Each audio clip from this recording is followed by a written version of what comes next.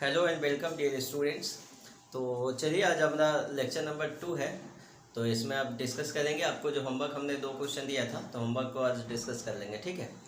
और इसके आगे हम फिर आज पढ़ाएंगे भी। हमारी जो बातें आपसे हो रही थी ऑपरेशन ऑन मैट्रिक्स पे हो रहा था, उसमें हमने आपको एक चीज़ बता दिया था, इक्वालिटी ऑफ मैट्रिक्स क्या होता है उसको हमने समझा दिया था।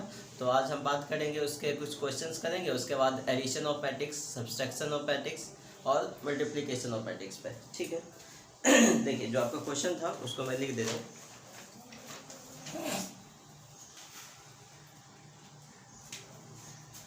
क्वेश्चन है आपका, if x 3x minus y और यहाँ दिया हुआ 2x प्लस z, ठीक है, और 3y minus omega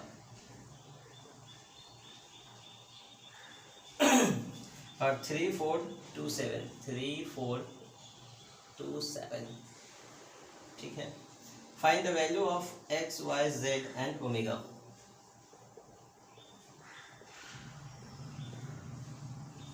value of x y z and omega, ठीक है। देखिए अभी इसको सॉल्व करते हैं। तो देखिए आसान सा क्वेश्चन है, इक्वालिटी ऑफ मैट्रिक्स पे। तो देखिए सॉल्यूशन करते हैं इसका।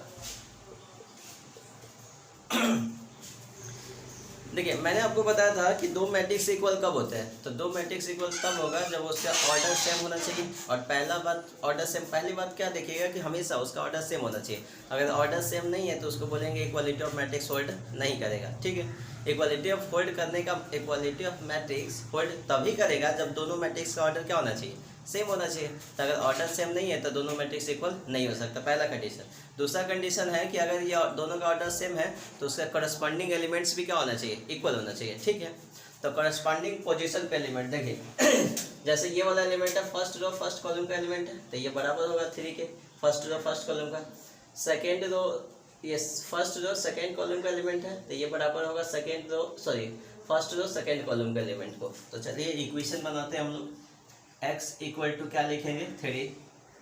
तो x का वैल्यू तो हमको डायरेक्ट मिल गया, x का वैल्यू कितना आ गया, 3। अब दूसरा इक्वेशन बनाइए, 2x प्लस z, इसका वैल्यू कितना आ जाएगा, 4। तो अब देखिए x का वैल्यू तो हम लोग निकाल लिए 3, तो इस इक्वेशन में डाल दीजिए 2 इंटू 3 अब प्लस z इक्वल टू 4। तो ये 6 हो जाएगा, प्लस z इक्वल टू 4। तो z इक्वल टू आ जाएगा अपना 4 माइनस 6। तो z का वैल्यू कितना आ गया, -2। चलिए एक इक्वेशन, एक वैल्यू और आ गया। दूसरा क्या होगा कि 3x माइनस वाई किसके बराबर होगा, 2 के बराबर। तो एक और लिख दीजिए यहाँ से, 3x minus Y equal to 2। तो x का वैल्यू इसमें डालिए, 3 इंटू एक्स का वैल्यू 3 है, 3 माइनस वाई इक्वल टू 2। तो 3 तिया 9, 9 माइनस वाई इक्वल टू 2। तो यहाँ से माइनस वाई बराबर आ जाएगा 2 माइनस 9, नहीं तो माइनस वाई बराबर हो जाएगा -7। माइनस से माइनस कटा तो वाई बराबर आ गया 7, ठीक है। आइए अब दूसरा सॉल्व करते हैं। दूसरा क्या होगा, 3y माइनस ओमेगा, इसका वैल्यू किसके बराबर होगा, 7 के बराबर होगा। तो 3y minus omega equal to 7। अब देखिए y का वैल्यू निकाल लिए, कितना आया है, 7। बस डाल दीजिए इसमें 3 इंटू 7 माइनस ओमेगा बराबर 7। तो ये हो गया 7 21 माइनस ओमेगा इक्वल टू 7। और ये हो गया माइनस ओमेगा बराबर 21 को उधर भेज दीजिए, 7 माइनस 21। तो माइनस ओमेगा बराबर 7 में से 21 घटा -14। तो इसे माइनस माइनस कट गया, तो ओमेगा का वैल्यू कितना आ गया, 14 आ गया। ओमेगा का वैल्यू कितना आ गया, 14। और मेरे से यही पूछ रहा था, हमसे पूछ क्या रहा था क्वेश्चन कि बोल रहा था कि दो मैट्रिक्स लीजिए आपको इक्वल देते हैं और आप क्या करिए, हमको x का वैल्यू, y का वैल्यू, z का वैल्यू और ओमेगा का वैल्यू बताइए। तो इस तरीके से हम लोग इक्वालिटी ऑफ मैट्रिक्स का कॉन्सेप्ट यूज किया और सारा वैल्यू हम लोग निकाल लिए। तो चलिए आप इसको लिखिए, हम आगे नेक्स्ट क्वेश्चन करते हैं।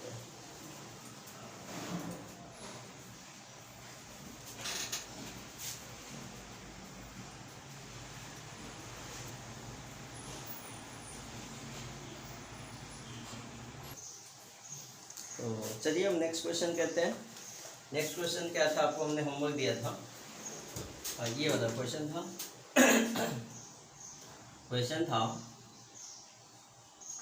मैट्रिक्स दिया हुआ है x+3 और ये दिया 4x+6 और फिर दिया हुआ है b-3 और ये दिया हुआ z+4 और a-1 और ये है 3b, ठीक है। और ये हो गया 2i-7, ठीक है, 0 और ये होगा अपना z+2c, z+2c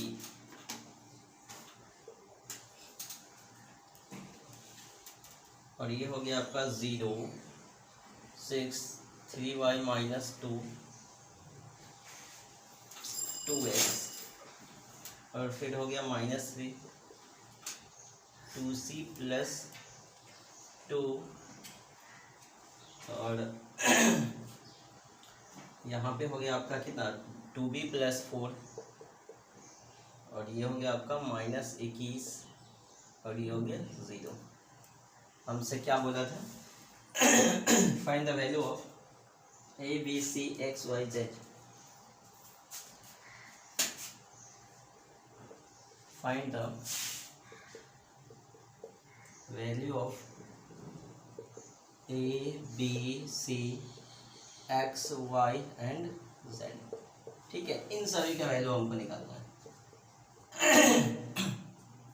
देखिए सॉल्यूशन देखिए, तो फिर वही बात कि अगर दो मैट्रिक्स इक्वल है तो तभी इक्वल होगा जब उसके ऑर्डर सेम होना चाहिए।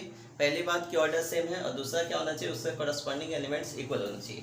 तो ऑर्डर तो देखना है, ऑर्डर इसका कितना है 3x3 का है, ये भी मैट्रिक्स कितना का है 3x3 का है, तो दोनों का ऑर्डर तो सेम ही है। तो ऑर्डर सेम है तो उसके साथ ही साथ उससे करस्पॉन्डिंग एलिमेंट्स को क्या करेंगे, हम इक्वल कर देंगे। तो देखिए x+3 बराबर होगा किसके, 0 के, तो x+3 बराबर हो जाएगा 0 के, तो यहाँ से x का वैल्यू आ गया कितना -3, एक आंसर आया। दूसरा देखिए z+4 किसके बराबर होगा 6 के, तो z+4 इक्वल टू 6, तो z इक्वल टू 6 - 4, तो z का वैल्यू कितना आ गया -2, दूसरा आ गया आंसर। आगे देखो तो अब फिर यहाँ से आ जाएगा अच्छा ठीक, इसको कर लेते हैं। 2y-7 बराबर होगा 3y-2 के, तो 2y-7 बराबर होगा 3y-2 के। तो यहाँ से देखिए अब मैं सारी चीज़ों को उधर ही भेज देता हूँ, ठीक, या इसको रहने देता हूँ, 7 को इधर ही रहने देता हूँ। देखिए तो -7 इधर, -2 इधर आएगा तो +2, तो -7 +2 और ये हो जाएगा 2y को उधर भेज दीजिए तो 3y-2y, तो ये आ जाएगा अपना -5 इक्वल टू y, तो सीधे सीधे बोले तो y का वैल्यू कितना आ गया -5।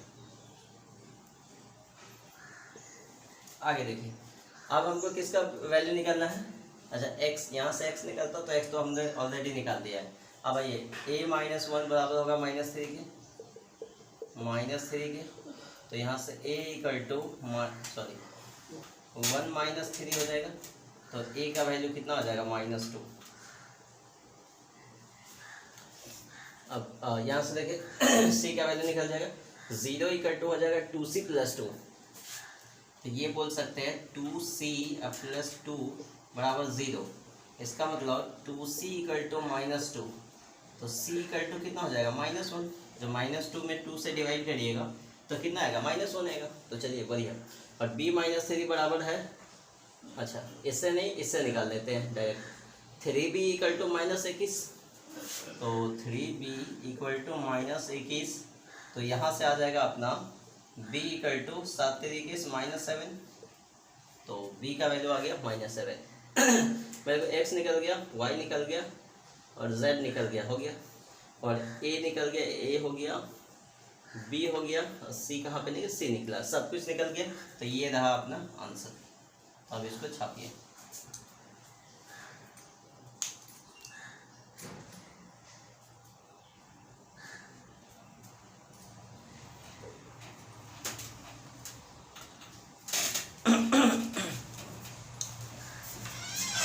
चलिए एक और क्वेश्चन करते हैं।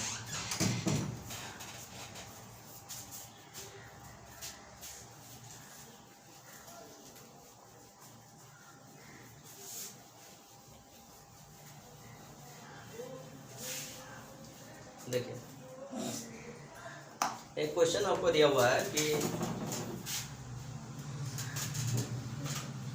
2x प्लस 4 और ये है 3y माइनस x और ये है z प्लस 2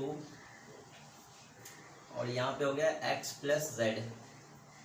ठीक है, ये बराबर होना चाहिए, दिया हुआ है बराबर इक्वल टू 0, 5 और 3, -1। ठीक है, तो हमको कहना है find the value of value of x plus y plus z, इसका वैल्यू निकालना है। ठीक है, तो आइए अच्छा ऑप्शंस भी दिए हुए हैं आपका, चलिए लिख देता हूँ। ऑप्शन हो गया ए में है 0, बी ऑप्शन हो गया आपका 1, सी ऑप्शन हो गया आपका -2 और डी ऑप्शन हो गया आपका 6। तो चलिए इसमें हम टिक करेंगे कौन सा ऑप्शन अपना सही है। देखिए ध्यान से देखिए आप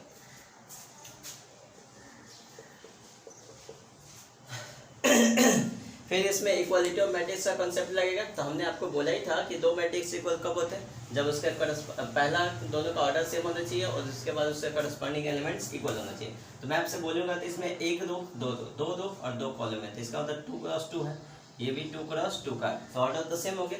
तो अब करस्पॉन्डिंग एलिमेंट्स को इक्वल कर दीजिए। 2x प्लस 4 बराबर होगा किसके, 0 की। 2x प्लस 4 किसके बराबर है, 0 की। तो भाई साहब 2x इक्वल टू कितना आ गया, -4। तो x आप बता सकते हैं ना -2 आ गया, कैसे, 2 से इसमें डिवाइड कर दीजिए तो ये -2 आ जाएगा। अच्छा अब आ जाइए z प्लस 2 बराबर होगा 3 के। तो चलिए z प्लस 2 ये बराबर है किसके, 3 के। तो बढ़िया z इक्वल टू हो जाएगा 3 - 2, तो z का वैल्यू हो जाएगा 1। ठीक है, अब आ जाइए और z का वैल्यू निकल गया, y का वैल्यू निकालते हैं। यहाँ से देखिए 3y माइनस एक्स बराबर है 5 के, तो ये 3y माइनस एक्स बराबर हो कितने, 5 के। तो x का वैल्यू हम लोग निकाले कितना, -2, इसमें डाल दीजिए 3y और माइनस आई इंटू -2, तो ये 5 हो जाएगा, माइनस माइनस प्लस हो जाएगा, तो 3y और प्लस 2 इक्वल टू 5 हो जाएगा। इस 2 को उधर भेज दीजिए, तो यहाँ से जो वैल्यू आएगा वो आ जाएगा 3y और ये 2 को उधर भेजिएगा तो 5 - 2, तो ये 3y इक्वल टू आ जाएगा 3, तो y इक्वल टू 1 आ गया। अब आ गया x का वैल्यू मिल गया, y का वैल्यू मिल गया, z का वैल्यू मिल गया। तो आइए हम लोग x plus y plus z निकालते हैं। x plus y plus z, तो बताइए सर x का वैल्यू कितना है, सर -2। y का वैल्यू कितना है, y का वैल्यू कितना है, 1 है। और z का वैल्यू कितना है सर, z का 1 है, तो 1 है। तो ये तो आपको साफ साफ दिख रहा है, -2 1 + 1 2 हो गया, तो इसको कितना करें, 0। -2 + 2 कितना आ गया, 0। 0 कहीं है क्या, ऑप्शन नंबर ए। तो ऑप्शन नंबर ए आपका इसका सही आंसर है। तो लिख दीजिए आप इसको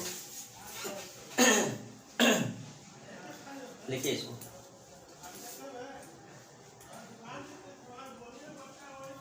एक और क्वेश्चन करते हैं इस पे, और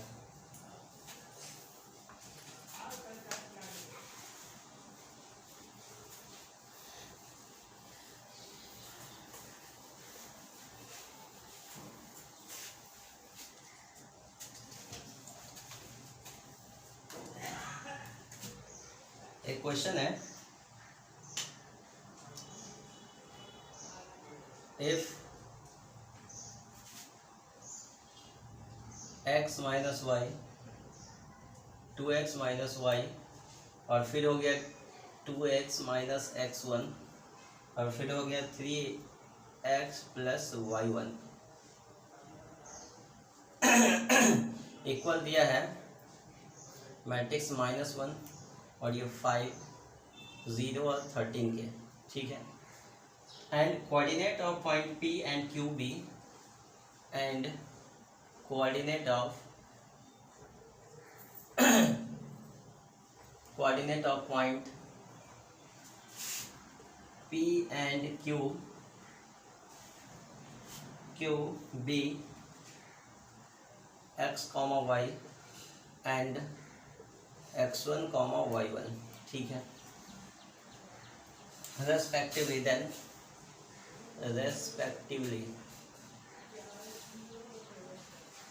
देन पी क्यू आपको बताना है कि कितना आएगा, ठीक है।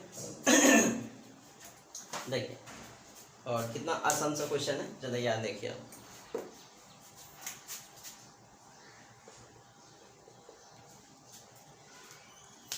याद देखिए, हमसे फिर बोल रहा है कि दो मैट्रिक्स इक्वल है, और फिर इसमें क्या क्या है, थोड़ा सा कोऑर्डिनेट ज्योमेट्री का यूज हो जाएगा इस क्वेश्चन में। देखिए, दो मैट्रिक्स इक्वल दिया है और हमसे बोला जा रहा है कि and coordinate of point P जो है ना, उसका कोऑर्डिनेट एक्स कॉमा वाई दिया हुआ है। पॉइंट क्यू है, उसका कोऑर्डिनेट दिया है x1 कॉमा y1। तो सीधे सीधे बात यह है कि इस मैट्रिक्स का मदद से आप x निकाल लीजिए और इसके मदद से y निकाल लीजिए। तो जो x और जो y आएगा इसका p का कोऑर्डिनेट हो जाएगा। देखिए, x के जगह पे यहाँ वैल्यू डाल देंगे, y के जगह पे डाल देंगे, तो वो p पॉइंट का कोऑर्डिनेट हो गया, ठीक है। दूसरा काम क्या करिए, यहाँ से आप x1 निकाल लीजिए, y1 निकाल लीजिए इसका यूज करके। तो जो x1 y1 आएगा वो q का कोऑर्डिनेट हो जाएगा। और जब p का कोऑर्डिनेट निकल गया, q का कोऑर्डिनेट निकल गया, तो आपको 11th में पढ़े हैं आप distance formula.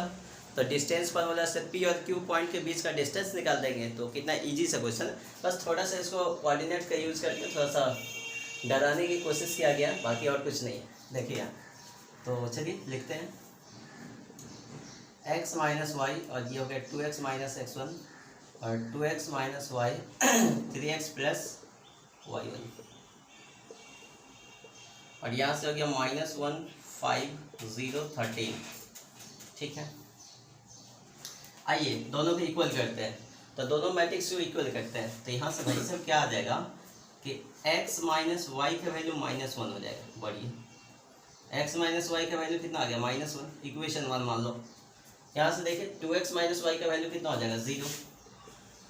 2x minus y का वैल्यू कितना आ गया, 0, इक्वेशन 2। देखिए, इसका सॉल्व करने का तरीका है, हम क्या करें कि 2 में से 1 को घटा दें और y कट जाएगा, क्योंकि देख रहे हैं y का दोनों का साइन सेम है। तो जैसे एक को घटाएंगे तो x प्लस एक माइनस हो जाएगा और दोनों एक दूसरे से कट जाएगा, तो x का वैल्यू निकल जाएगा, वो करी। या यहाँ से हम क्या करते हैं, y का वैल्यू निकाल के इसमें डाल देते हैं, इक्वेशन 1 में डाल देते हैं। आपको जैसा इच्छा हो आप सॉल्व कर सकते हैं अपने हिसाब से। देखिए, हम क्या करते हैं कि 2x minus Y equal to 0 है, तो 2x इक्वल टू वाई बोल सकते हैं।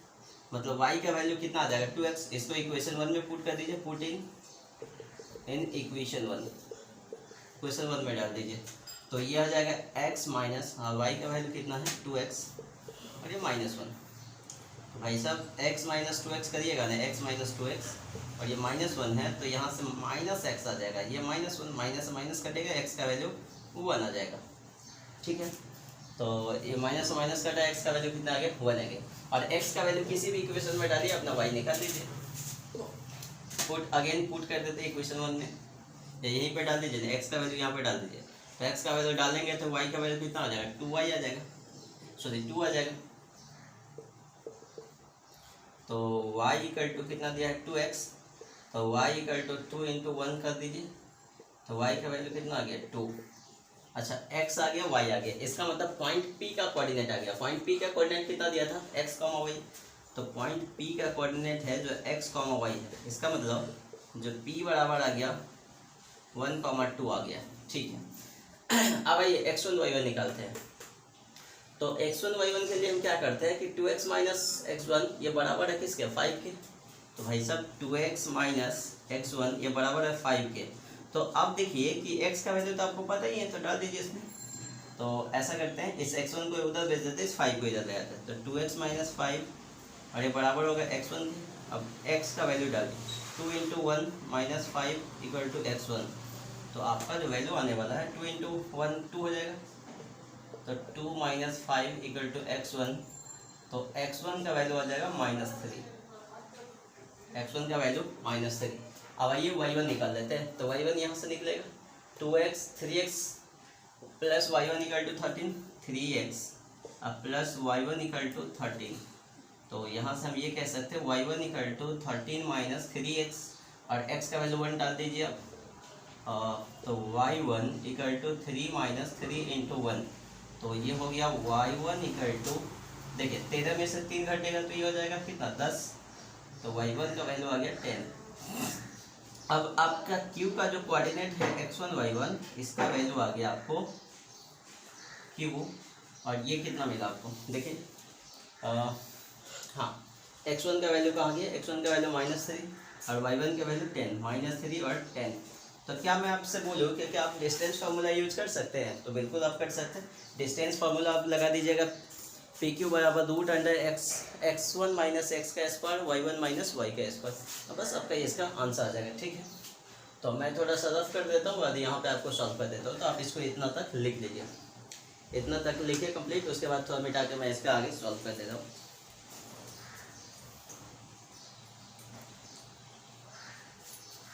तो चलिए मैं इस साइड का हटा देता हूँ।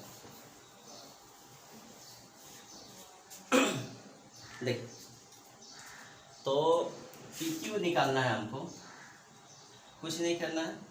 पी क्यू के लिए हम क्या करते हैं, उसके बीच का डिस्टेंस निकाल देते हैं। जैसे लिखिए ना, पॉइंट पी और क्यू लिख देते हैं। मान लीजिए पॉइंट पी है ये, कितना था 1,2 था, और ये पॉइंट क्यू है -3,5 है।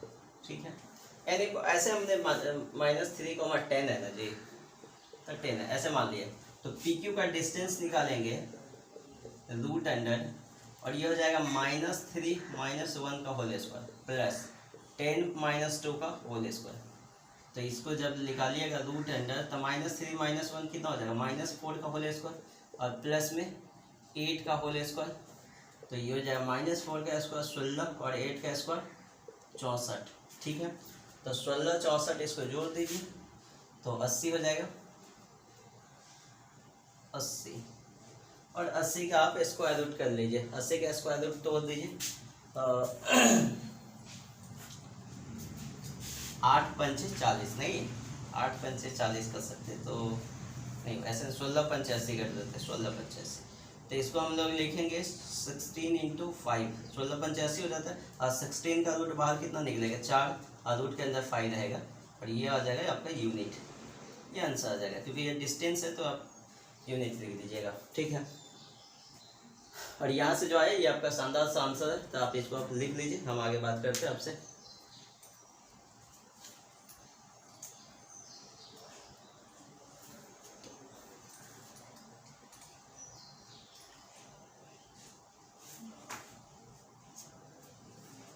चलिए अब इसको हटाते हैं। देखिए, हमने कुछ सेलेक्टेड क्वेश्चन हमने करवा दिए आपको इक्वालिटी ऑफ मैट्रिक्स पे। तो इतना क्वेश्चन आप अच्छे से हमने जो कराया है वो आप कर लीजिएगा, तो आपसे बाकी का क्वेश्चन जो छूटा हुआ है वो डेफिनेटली हो जाएंगे, क्योंकि इससे ऐसे ही क्वेश्चन आपको पूछा जाएगा तो आप आराम से कर लेंगे। लेकिन हाँ, पहले ध्यान रखिएगा कि बाकी का क्वेश्चन करने से पहले आप मेरा क्वेश्चन कर लीजिएगा, उसके बाद आप क्वेश्चन करिएगा तो होगा। अगर आप नहीं करिएगा तो फिर आपसे नहीं हो पाएगा।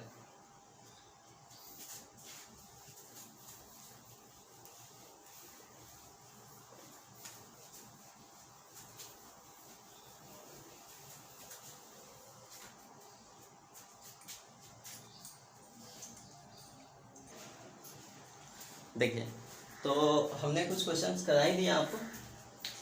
अब एक चीज़ और बताता हूँ आपको, एक क्वेश्चन मेरे ख्याल से और करा देनी चाहिए, जिस टाइप का हो सकता है आपके सामने कभी आ जाए तो आप उसमें फंस जाए, तो इसलिए मैं एक और क्वेश्चन करवा देता हूँ। देखिए यहाँ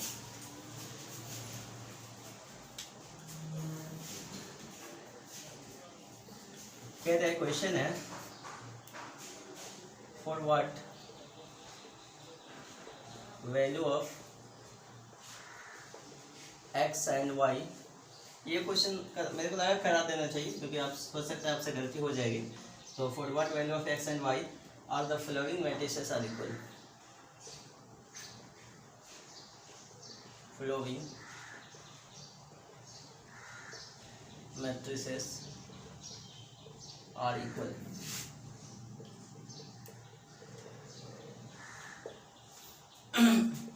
जैसे मैट्रिक्स दिया हुआ है, क्या ए मैट्रिक्स आपको दिया हुआ है 2x + 1 और ये 3y, और यहाँ दिया हुआ 0 y² - 5y। ठीक है, एंड बी मैट्रिक्स दिया हुआ है, ये दिया हुआ है x + 3 और y² + 2 0, -6। देखिए क्वेश्चन क्या है, मैं आपको पहले समझाता हूँ। क्वेश्चन कह रहा है कि कह रहा है एक्स और वाई के किस वैल्यू के लिए ये दोनों मैट्रिक्स जो दिया है ना इक्वल होगा। मतलब एक्स और वाई का कौन सा वैल्यू ले जिससे ये दोनों मैट्रिक्स क्या हो जाना चाहिए, इक्वल हो जाना चाहिए। तो देखिए सोल्यूशन है, तो दोनों मैट्रिक्स इक्वल करना है, तो पहला काम करते हैं दोनों मैट्रिक्स को इक्वल करते हैं, तभी तो वैल्यू निकालिएगा। तो ए और बराबर होगा ए मैट्रिक्स बी के, तो ए की जगह पे लिख दीजिए 2x + 1 और यहाँ पे 3y 0 y² - 5y, और ये बराबर होगा b के, तो b में कितना है x + 3 और y² + 2 और 0 है ये -6। चलिए बहुत बढ़िया। अब इन दोनों मैट्रिक्स का अगर ऑर्डर सेम है तो ये दोनों का करस्पॉन्डिंग एलिमेंट्स इक्वल होगा, यही अपना इक्वालिटी ऑफ मैट्रिक्स का कॉन्सेप्ट कहता है। करस्पॉन्डिंग एलिमेंट 2x + 1 ये बराबर होगा x + 3 की, तो 2x + 1 ये बराबर होगा x + 3 के, ठीक है। तो x को इधर ले आइए, इस 1 को उधर भेज दीजिए, तो 2x - x बराबर हो जाएगा 3 - 1, तो x बराबर हो जाएगा 2, x बराबर कितना आ जाएगा 2, तो x बराबर 2 हमने लिख दिया। पढ़िए अब आ जाइए, हम लोग यहाँ से x का वैल्यू निकल गया, अब और x का वैल्यू कहीं से निकल सकता है क्या? नहीं, x का वैल्यू नहीं निकल सकता, x का वैल्यू नहीं निकल सकता। चलिए बढ़िया। अब आइए x का वैल्यू नहीं होगा तो अब इसका कंडीशन से y का वैल्यू निकालना शुरू करते हैं, तो निकालते हैं। देखिए ये 3y और इक्वल टू y² + 2 होगा,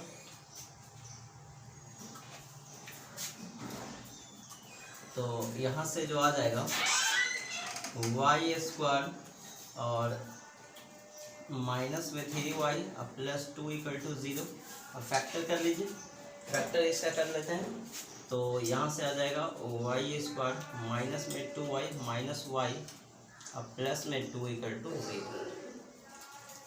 तो y - 2 y कॉमन ले लेते हैं। देखिए यहाँ से y कॉमन ले लीजिएगा, तो y × y - 2 हो जाएगा। फिर यहाँ से -1 कॉमन लीजिए, तो -1 कॉमन लूँगा तो y - 2 = 0 हो जाएगा। तो यहाँ से फैक्टर जो बना y - 2 × y - 1 = 0, तो y का वैल्यू क्या क्या आया, 2 आया और क्या आया 1 आया, एक वैल्यू यहाँ पे आ गई। इसको इक्वेशन 1 मान के चलते हैं, ठीक है।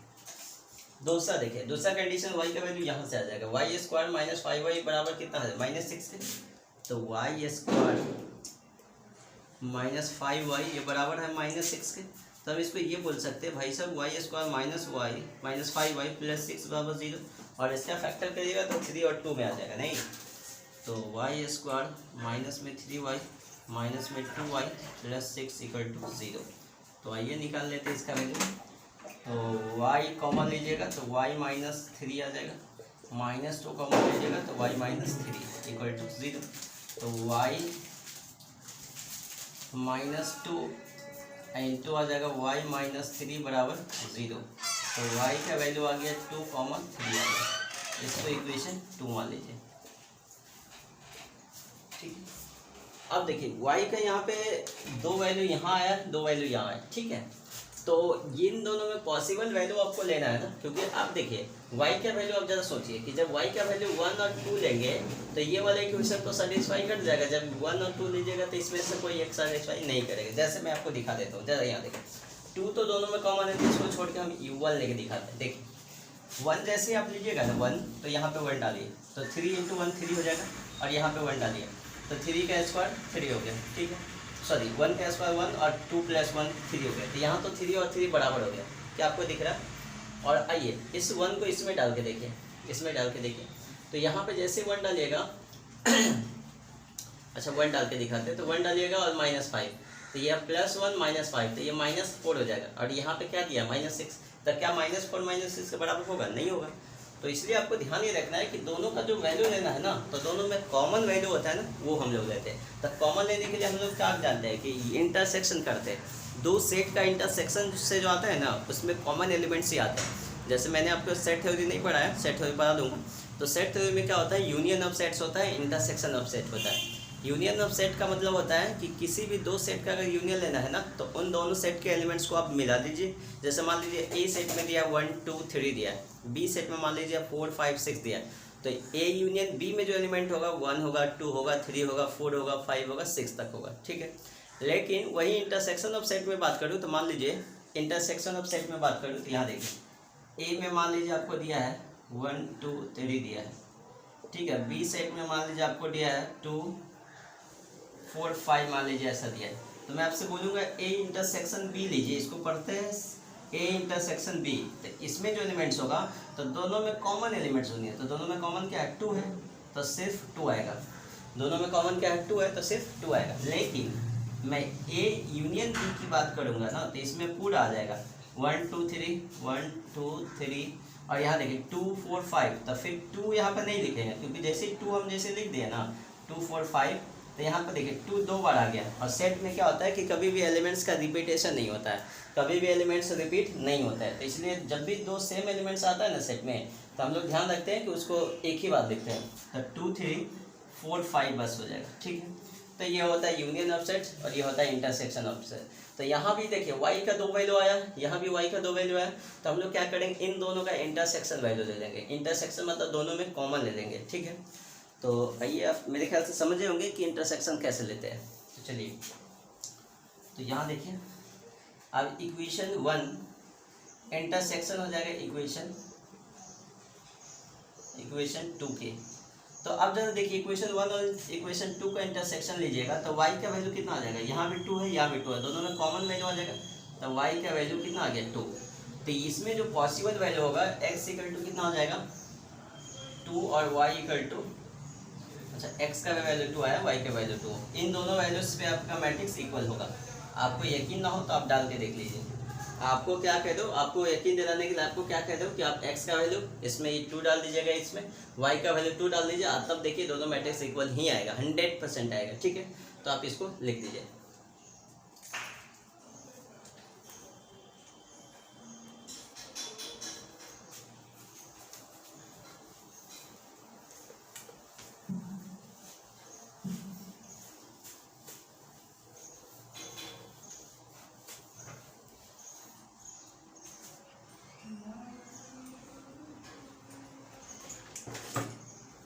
अब आइए अब आपको पढ़ाते हैं addition of matrix.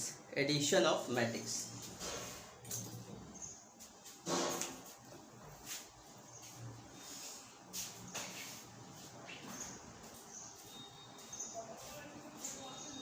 Addition of matrices. देखिए एडिशन ऑफ टू मैट्रिक्स, दो मैट्रिक्स का एडिशन तभी पॉसिबल होता है जब दोनों का ऑर्डर सेम होना चाहिए। फिर वही बात, पहला पॉइंट तो इसमें यही लिखेंगे क्या,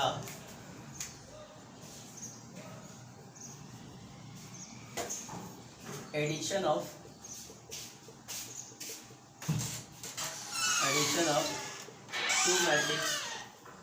टू मैट्रिक्स या matrices is only possible when order of both matrices are equal। तब दोनों का ऑर्डर सेम होना चाहिए, आर सेम या इक्वल, चलिए आर सेम मतलब दो मैट्रिक्स का एडिशन तभी पॉसिबल होगा जब दोनों मैट्रिक्स का ऑर्डर सेम होना चाहिए, ठीक है। पहला कंडीशन आपको ध्यान रखना है कि दो मैट्रिक्स इक्वल भी तभी होता था जब दोनों का ऑर्डर क्या होना चाहिए, सेम होना चाहिए, और दो मैट्रिक्स का एडिशन भी तभी होगा जब दोनों मैट्रिक्स का ऑर्डर क्या होना चाहिए, सेम होना चाहिए। तो कहते सर इन बातों को इसलिए लिख रहे हैं कि ये सब छोटी छोटी बातें हैं जो आपको क्वेश्चन बनाते समय हमेशा यूज पड़ेगा, तो इन बातों को आप याद रखिएगा कि दो मैट्रिक्स को हम लोग ऐड तभी कर सकते हैं जब दोनों का ऑर्डर क्या होना चाहिए, सेम होना चाहिए, और दो मैट्रिक्स को इक्वल हम लोग तभी बोल सकते हैं जब दोनों का ऑर्डर क्या होना चाहिए, सेम होना चाहिए। अब इक्वल में हमने बोला था कि दो मैट्रिक्स को जब भी इक्वल बोलेंगे तो उससे करस्पॉन्डिंग एलिमेंट्स को हम लोग बराबर करते थे, लेकिन एडिशन वाले में क्या करते हैं कि जब दो मैट्रिक्स को आप ऐड करिएगा जोड़िएगा, तो पहला तो दोनों का ऑर्डर सेम होना चाहिए। जब देखेंगे हम पहला काम क्या करेंगे, जब भी दो मैट्रिक्स को जोड़ना रहे तब फर्स्ट में हम देखेंगे कि दोनों का ऑर्डर सेम है कि नहीं, अगर ऑर्डर सेम होगा तब जोड़ेंगे, अगर ऑर्डर सेम नहीं हुआ तो नहीं जोड़ेंगे, ठीक है। तो जब ऑर्डर सेम हुआ हम देख ली, तो उसके बाद एडिशन कैसे निकलेगा, उसके लिए आपको क्या करना है, उसके करस्पॉन्डिंग एलिमेंट्स को जोड़ना है। मतलब ए का करस्पॉन्डिंग एलिमेंट्स को बी के करस्पॉन्डिंग एलिमेंट्स के साथ जोड़ना है। तो जोड़ने से जो मैट्रिक्स बनेगा नया वाला वही अपना होगा रिजल्टेंट मैट्रिक्स, उसी को बोलते हैं एडिशन ऑफ मैट्रिक्स। दूसरा point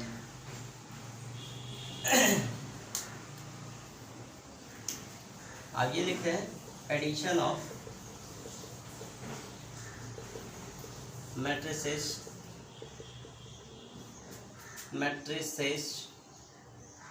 is obtained by addition of matrices is obtained by adding the corresponding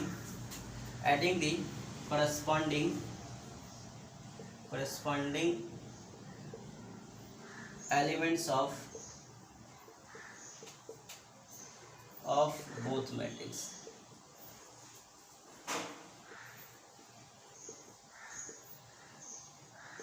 मतलब कहता है कि एडिशन ऑफ टू मैट्रिक्स तभी आप ऑब्टेन करें, ऑब्टेन बाय एडिशन ऑफ दो मैट्रिक्स। तो हम लोग ऑब्टेन करते हैं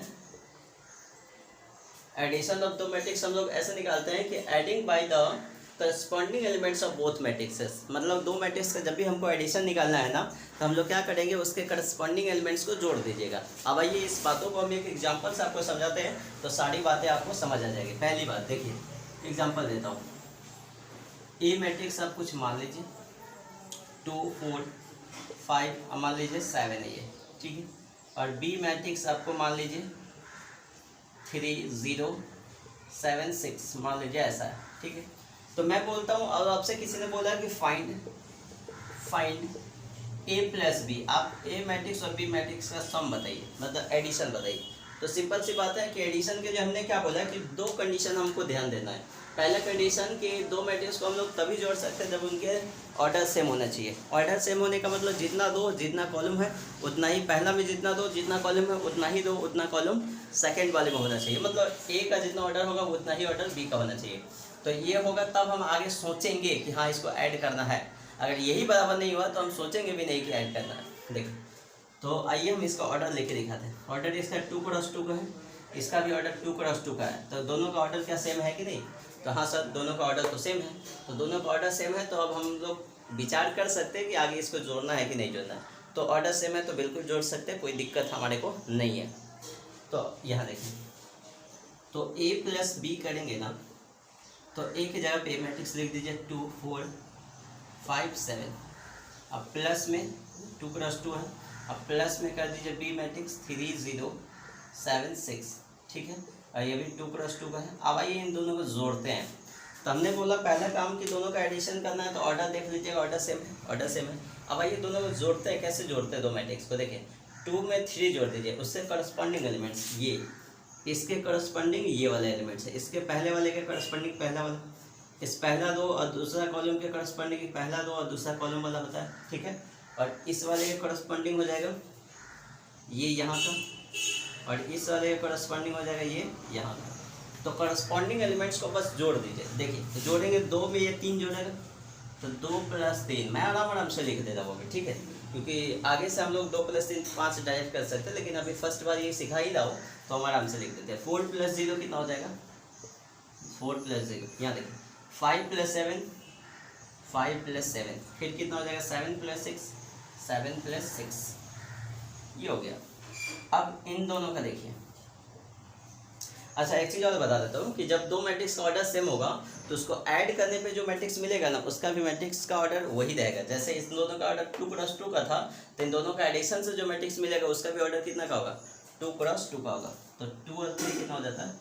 5 हो जाएगा। 4 + 0 4 हो जाएगा, और 5 + 7 12 हो जाएगा, और 6 + 7 हो जाएगा 13। और इसका भी ऑर्डर देख लीजिए 2 क्रॉस 2 का है।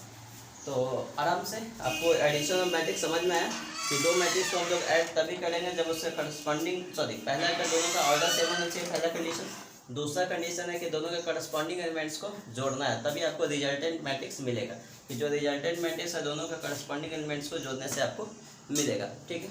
तो ये बातें आपको समझ आया। तो और आप में एक और एग्जाम्पल कराते हैं, फिर आपको एक एग्जाम्पल वो भी देंगे कि जिसमें दोनों का ऑर्डर सेम नहीं होगा तो हम लोग देखिए कैसे एडिशन नहीं कर सकते हैं, ठीक है। तो आप चलिए इसको लिख लीजिए, लिखिए इसको।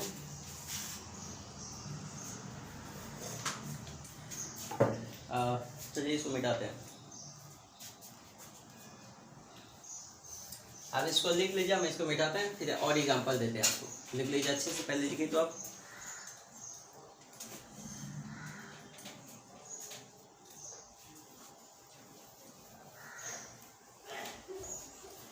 दूसरा एग्जांपल देते हैं। देखिए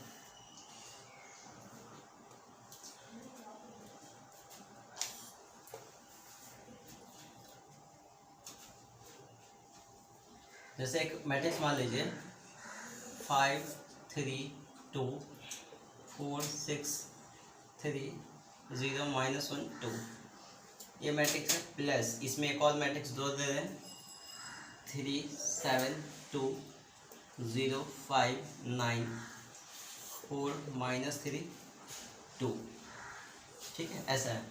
अब इन दोनों मैट्रिक्स को हम लोग ऐड कर रहे हैं। ये मैट्रिक्स मान लीजिए ए मैट्रिक्स है, इसको बी मैट्रिक्स मानते हैं, या हम सिंपल इसको जोड़ रहे हैं। तो पहला काम हमने क्या बोला था कि दो मैट्रिक्स को जब भी आप जोड़िएगा तो पहला देखिएगा दोनों का ऑर्डर सेम है कि नहीं, दोनों का ऑर्डर सेम है कि नहीं। तो देखिए यहाँ पे 1 2 2 2 3 2 3 2 है, पहला कॉलम, दूसरा कॉलम, तीसरा कॉलम, 3 2 3 कॉलम है। तो मतलब ये स्क्वायर मैट्रिक्स है। कैसा मैट्रिक्स है? स्क्वायर मैट्रिक्स है, जिसका ऑर्डर 3 क्रॉस 3 का है। ये भी इसका ऑर्डर 3 क्रॉस 3 का है, ये भी स्क्वायर मैट्रिक्स है, ठीक है। तो अब दोनों को करस्पॉन्डिंग एलिमेंट्स को जोड़ दीजिए, बस जोड़िए। 5 में 3 जोड़िए, 5 + 3, फिर आएगा 3 + 7, 3 + 7। हम आराम से एक बार जोड़ देते हैं और फिर आगे से आपको खुद से करिएगा। 2 + 2 और यहाँ 4 + 0, 4 + 0 और ये होगा 6 + 5, 6 + 5 और ये हो जाएगा 3 + 9, 3 + 9 और यहाँ पे हो जाएगा 0 + 4 और ये हो जाएगा -1 प्लस में -3, ठीक है। और ये हो जाएगा 2 + 2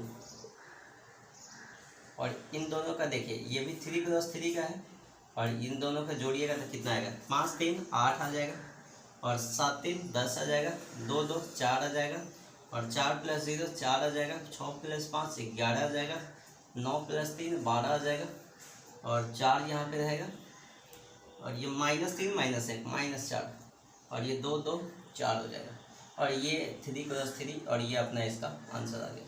तो देख रहे हैं कितना आसान होता है एडिशन करना दो मैट्रिक्स का। दो मैट्रिक्स का एडिशन करना कितना आसान होता है आप देख रहे हैं।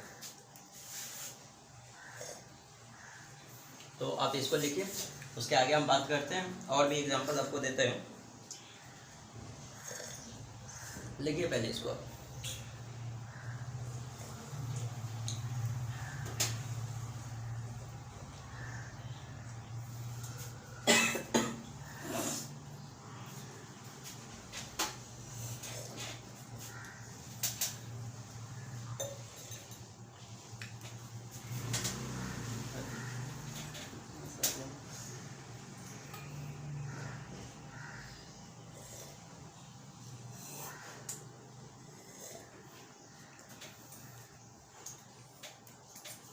चलिए लिख लिए क्या आप?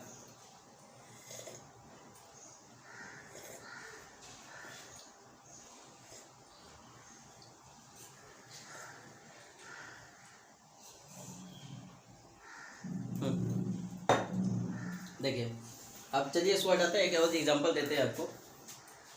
जो यहाँ देखिए, आपको अगर मान लीजिए दोनों ऑर्डर सेम नहीं होता तो देखिए कैसे समस्या आती है हमारे पास। जैसे मान लीजिए एक मैट्रिक्स मान लेते हैं 2 क्रॉस 2 का, एक मैट्रिक्स मान लेते हैं 3 क्रॉस,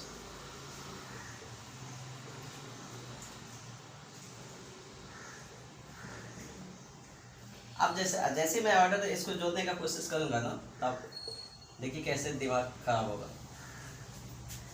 जैसे इन दोनों का ऑर्डर आप जैसे जोड़ने का कोशिश करें, दोनों का ऑर्डर तो सेम नहीं है, तो नहीं है, तो आप क्या करस्पॉन्डिंग एलिमेंट्स को जोड़िएगा। तो जोड़िए ना, जोड़िए। इसके करस्पॉन्डिंग तो चलिए सर बोलिएगा सर ये है, ठीक है। इसके करस्पॉन्डिंग आप बोल दीजिएगा सर ये मान लेते हैं, ठीक है। और इसके करस्पॉन्डिंग बोलिएगा कि सर लीजिए ना ये दे देते हैं, इसके करस्पॉन्डिंग दे देते हैं ये। अब बताइए बाकी का ये सब का क्या, इन सभी का क्या करिएगा? इन सभी बस देखने के लिए थोड़ी आया है, तो यार देख रहे हैं आप, बाकी इन सभी को किसके साथ जोड़े, हमारे पास कोई एलिमेंट्स ही नहीं है जोड़ने के लिए, इसमें तो सारे एलिमेंट्स इसका इंगेज हो गया, तो कोई एलिमेंट्स ही नहीं है हमारे पास जोड़ने के लिए। तो आपको यहाँ दिख रहा होगा समस्या क्या है। समस्या ये है कि अगर दोनों का ऑर्डर सेम नहीं है तो हम इसके करस्पॉन्डिंग एलिमेंट्स को नहीं जोड़ पा रहे हैं। तो इसलिए ध्यान रखिएगा कि दोनों मैट्रिक्स को तब भी जोड़ेंगे जब दोनों का ऑर्डर सेम होना चाहिए। जब ऑर्डर सेम नहीं रहेगा तो दोनों को जोड़ने का हम सोचेंगे भी नहीं, हम दोनों को नहीं जोड़ेंगे, ठीक है। तो इसको लिख लीजिए आप, इसको लिखिए। आइए अब मैथमेटिकली बात करते हैं कि कैसे लिखते हैं इसको, एडिशन ऑफ टू मैट्रिक्स।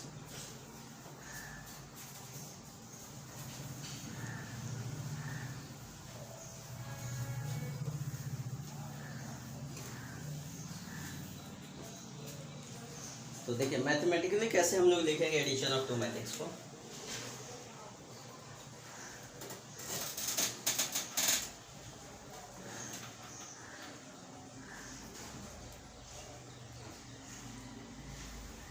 देखिए ए मैट्रिक्स तो हम लोग मान लिए थे, ए आई जे मान लेते हैं, ए i j m cross N, ठीक है। बी मैट्रिक्स मान लेते हैं, बी आई जे, इसको भी एम क्रॉस एन ही मानते हैं क्योंकि दोनों का ऑर्डर सेम लेना है, तभी हम दोनों को ऐड कर पाएंगे, ठीक है। तो एंड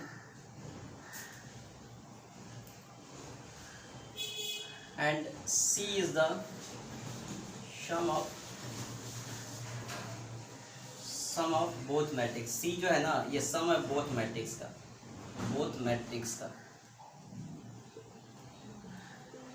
ठीक है, दोनों मैट्रिसेस।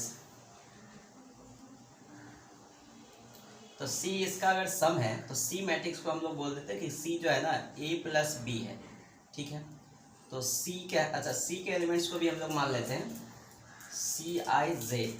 अच्छा इसका ऑर्डर क्या आएगा वो मैं बताऊंगा कि दोनों का ऑर्डर आपको देख रहे थे हम कि दो मैट्रिक्स का ऑर्डर क्या आता था, इन दोनों का एडिशन का जो ए का ऑर्डर था बी का ऑर्डर था, इसका मतलब दोनों को जोड़ेंगे, इसका मतलब इन दोनों का ऑर्डर सेम होगा तभी जोड़ेंगे। तो जितना ऑर्डर यहाँ रहेगा उतना ही ऑर्डर सी का आएगा। तो हम इसको ऑर्डर लिखते हैं जस्ट, लेकिन पहले इसको लिख दीजिए। A i j m cross n है प्लस में, और इसका है b i j m cross n है। आप दिख रहा है कि दोनों का ऑर्डर सेम है, तो इसका एडिशन का भी ऑर्डर क्या आएगा, एम क्रॉस एन। अगर किसी मैट्रिक्स ए का ऑर्डर है 2 क्रॉस 3, किसी मैट्रिक्स बी का ऑर्डर है 2 क्रॉस 3, तो उसके ए प्लस बी जो करिएगा ना उसका भी ऑर्डर कितना आएगा, 2 क्रॉस 3 आएगा, 2 प्लस 3 नहीं, 2 क्रॉस 3 ही आएगा। तो यहाँ से देखिए जो आपका सी आई जे जो आने वाला है ना, इसका भी ऑर्डर आएगा एम क्रॉस एन। यहाँ देखिए अब इन दोनों को जोड़ने का मतलब इससे करस्पॉन्डिंग एलिमेंट जुड़ जाएगा, ए आई जे अब प्लस में हो जाएगा बी आई जे, और यहाँ से इसका सम हो जाएगा एम क्रॉस एन, और यही आ जाएगा। इसको मैथमेटिकली हम लोग बोलते हैं कि एडिशन ऑफ मैट्रिक्स ऐसा होता है, ठीक है। तो इस बात को भी आप अपने कॉपी में लिख लीजिएगा। तो यहाँ देख रहे हैं कि दो मैट्रिक्स का जो ऑर्डर था तो उनके जोड़ने के बाद जो मैट्रिक्स बना उसका भी ऑर्डर क्या है, वही है एम क्रॉस एन। तो इसको लिख दीजिए आप अच्छे से। इसको लिखिए, उसके बाद हम बात करते हैं आपसे दूसरे पे।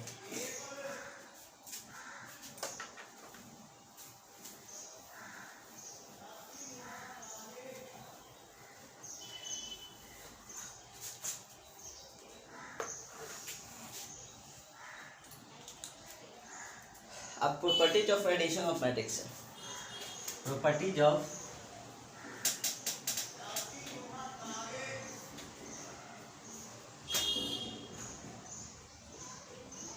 Addition of matrices. दो मैट्रिक्स के एडिशन का प्रॉपर्टी क्या है उस पर बात करते हैं हम लोग।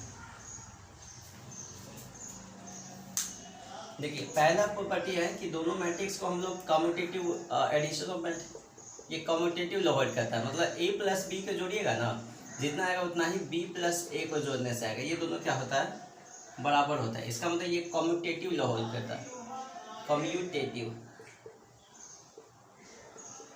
ये कम्यूटेटिव लॉ होल्ड करता है। दूसरा प्रॉपर्टी है एसोसिएटिव लॉ भी होल्ड करता है, मतलब ए प्लस बी, इसमें अगर सी को जोड़ दे रहे आप तो फिर क्या करिए, ऐसा करिए बी प्लस सी को जोड़ दीजिए फिर उसमें ए को जोड़िए, तो भी क्या आएगा, ये बराबर आएगा। ए प्लस बी को पहले जोड़ दीजिए, फिर जो आएगा उसमें सी को जोड़िए, ये पहले बी प्लस सी को जोड़ दीजिए, जो आएगा उसमें ए को जोड़िए, ये दोनों क्या आएगा, बराबर आएगा। तो इसी को हम लोग बोलते हैं एसोसिएटिव लॉ वर्ड किया। कौन सा लॉ है, एसोसिएटिव, ठीक है। तीसरा प्रॉपर्टी है एडिटिव आइडेंटिटी एग्जिस्ट करता है, existence of additive identity, existence of additive identity, additive identity. इसका मतलब क्या है कि अगर किसी मैट्रिक्स ए में नल मैट्रिक्स जोड़िएगा या किसी नल मैट्रिक्स में ए मैट्रिक्स जोड़िएगा तो आपको क्या मिलेगा, ए ही मिलेगा। तो इस जो ये जो नल मैट्रिक्स है ना, इसी को बोलते हैं एडिटिव आइडेंटिटी, एडिटिव आइडेंटिटी बोलते हैं। क्यों सर, क्यों इसको एडिटिव आइडेंटिटी बोलते हैं, इसलिए बोलते हैं ना क्योंकि इस मैट्रिक्स को अगर किसी नल मैट्रिक्स को किसी भी मैट्रिक्स में जोड़िएगा तो आपको वही मैट्रिक्स मिल जाएगा, उससे कोई फर्क ही नहीं पड़ता। चौथा हो गया एडिटिव इनवर्स, आपको existence of additive inverse, existence of additive inverse, additive inverse. अब इसमें आपको बताते हैं एडिटिव इनवर्स। इसमें आपको ध्यान रखिएगा, एडिटिव इनवर्स का मतलब होता है किसी मैट्रिक्स में उसके नेगेटिव मैट्रिक्स को जोड़ दीजिए। मतलब मैं ये कह रहा हूँ कि ए मैट्रिक्स को ले लीजिए, उसमें जोड़ दीजिए माइनस ए को, या आप क्या करिए माइनस ए जो है ना, तो उसमें आप उसके प्लस ए वाले को जोड़ दीजिए, तो हमेशा आपको क्या मिलेगा, नल मैट्रिक्स। तो ये जो माइनस ए जो है ना, इसी को हम लोग क्या बोलते हैं, एडिटिव इनवर्स। क्या बोलते हैं इसको, एडिटिव इनवर्स बोलते हैं, ठीक है। तो ये कुछ प्रॉपर्टी है, उसके प्रॉपर्टी को आप लिख लीजिए, एडिटिव इनवर्स हो गया। अच्छा, दूसरी बात है कि इसमें कैंसिलेशन लॉ भी वर्ड करता है, पांचवा भी लिख लीजिएगा, मैं इधर लिख देता हूँ कि इसमें कैंसिलेशन लॉ वर्ड करता है। कैसे, जैसे ये देख लो, ए प्लस बी अगर है और किसी ने बोला कि ए प्लस बी बराबर है ए प्लस सी के, तो ए कट जाएगा और बी प्लस सी आ जाएगा। ये कैंसिलेशन लॉ भी एडिशन ऑफ मैट्रिक्स में होल्ड करता है। मतलब कह रहा हूँ कि अगर ए प्लस बी को जोड़ते हैं ना, तो जितना तो उतना ही ए प्लस सी को जोड़ने से आ रहा है। इसका मतलब ए और बी दोनों को आप कैंसिल कर सकते हैं, तो बी और सी भी क्या हो जाएगा, बराबर हो जाएगा। ये बोलता है कैंसिलेशन लॉ। तो ये जो प्रॉपर्टी है इसको आप लिख लीजिए अच्छे से, फिर हम आपसे मिलते हैं नेक्स्ट वीडियो में।